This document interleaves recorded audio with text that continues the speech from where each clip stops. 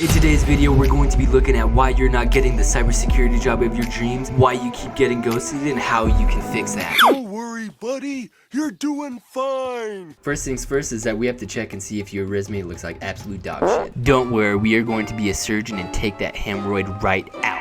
First things first is that I want you to go ahead and download this PDF. I will have this in the description below, but this is a nice PDF that we'll go ahead and talk about. The parts that I had found useful in this PDF was just basically the tech resume basics, the resume structure, common mistakes, and the different experience levels and stuff like that. So go ahead, read that, then we'll move on to the next step. Hey, pay attention to the 6 mark. Shit's about to get wild. Now, a lot of times, resumes are very cluttered, clunky. Recruiters have like 2 seconds before they look at a resume, so if they think it's shit, then they'll just go ahead and move on. That's why we're gonna go ahead and go to Resume Help, because they are the professionals in building resumes. So once you're here, go ahead and click the green button, build a resume. Go ahead, click build a resume again. This will load a bunch of the templates. Then you could go ahead and select the templates that you want. They have a bunch of favorites right here. I personally don't like this one. I like this one because it's a lot more cleaner and there's not a lot of junk in the way. So you can go ahead and select the different types of colors that you want in your field too. So I like this blue because it stands out a lot more. I'm gonna go ahead and select this template. Then what you can go ahead and do is build a new resume or upload an existing resume. So I'm gonna go ahead and upload mine.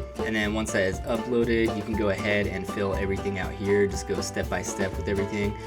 You wanna make sure that the experience, you have no more than 4 or 5 bullets, and you wanna make them pretty concise. So here I'm gonna have to do a little bit of editing here just because of the way it went ahead and populated everything. And you wanna go ahead and have your experience up at the top.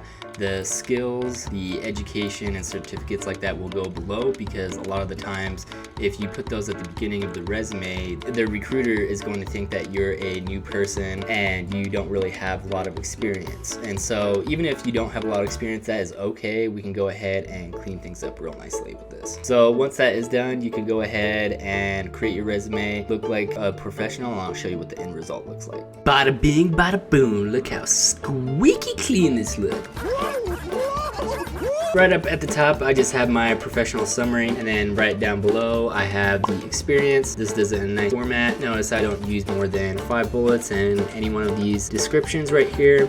And then down below, we have education, and then certification, skills, and then performance and awards. If you have performance and awards, a lot of times employers would like to see that as well. So once this is pretty much all set, I'm going to take you to the next step. Now that you have your squeaky clean resume ready to review, we are going to have to use a system that will help us identify a job and help you with the best chance of seeing if your resume applies to that certain position that you're applying for. A lot of these skills are just basically what recruiters will use for major companies. They can parse out your resume to see if you meet certain qualifications and job requirements. We are going to be using the system that the working professionals know. Just make sure that you keep this a secret between us, because they don't want us to find out. Now what you can go ahead and do is run over to Jobscan.com, and this will just basically go ahead and take your resume and parse out all the information that you went ahead and put into it and see if it applies to a certain job that you want to go ahead and apply for. You can go ahead and create a free account, and once that's done, we'll move on to the next step. Now what you can go ahead and do is just go ahead and get 5 free scans with your resume. So what I already went ahead and did was upload my resume, and then you can go ahead and find a job description off of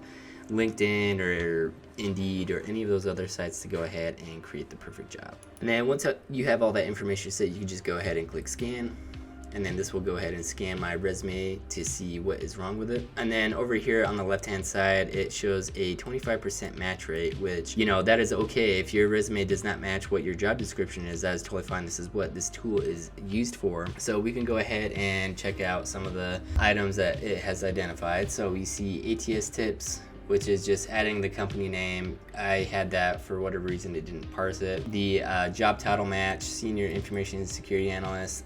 You know, they recommend that you have the exact title of the job that you're applying to on whatever job that you have done previously. And then education, section heading, date formatting, that is all fine. That checked the green box. And then for my resume, the skill comparisons, the job description had 30, the information security had 12, CISSP had 1. My resume had 12 for security, 1 for information security and CISSP. And then this job also required some of the other skills too that my resume did not have in it as well. So you could go ahead and click show more for that. Soft skills, they have these down here, which the job description had, you know, a number of different things right here, so you can go ahead and add that into your resume as well for skills. And then they have other keywords as well. So this is a really good tool on how you can pretty much set up all of your information. An easy tool that a lot of the major companies go ahead and use to parse out resumes, because they're looking at thousands of resumes at a time, and again, the recruiters only have a couple of seconds to look at your resume.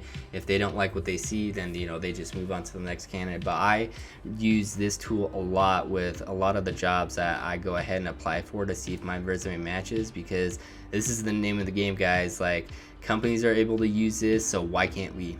Hey guys, that is about it for the video. I hope you guys enjoyed the content. Make sure you join the Discord community. I'll put the link down in the description below.